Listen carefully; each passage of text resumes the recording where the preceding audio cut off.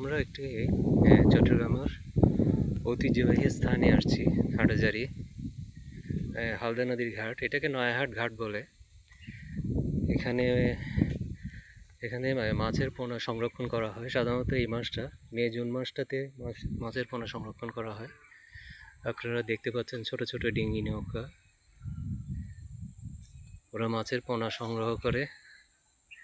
এখান থেকেই সাধারণত এটা ভোর রাত 2টা থেকে ভোর 7টার মধ্যে সংরক্ষণ করা হয়। এখন হচ্ছে 3টা, 3:30।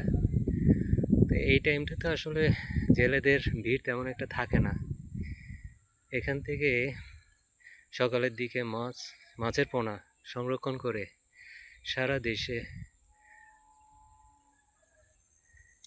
এগুলি পাঠানো হয়। এখান থেকেই কিনে নিয়ে যায়। এখানে বিভিন্ন হ্যাচারি আছে, মাছের হ্যাচারি, ওখান থেকে কিনে নিয়ে যাই।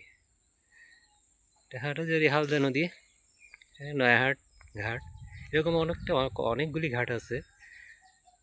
সিপাহীহাট ঘাট আছে, নয়াহাট ঘাট, আরও বেশ কয়েকটা ঘাট আছে যেখান থেকে আসলে মাছের পোনাগুলো সংরক্ষণ করা হয়।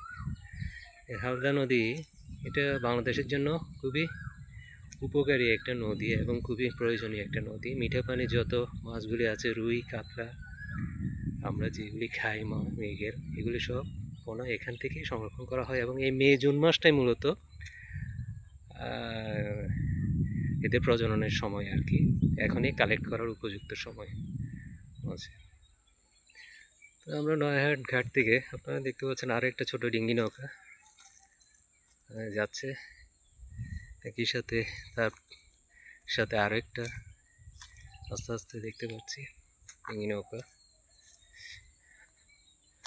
আমাদের জেলেরাই কষ্ট করে মাছের পোনাগুলি সংরক্ষণ করে, তারপর সেগুলো আপনার সারা দেশে পাঠানো হয় এখান থেকে।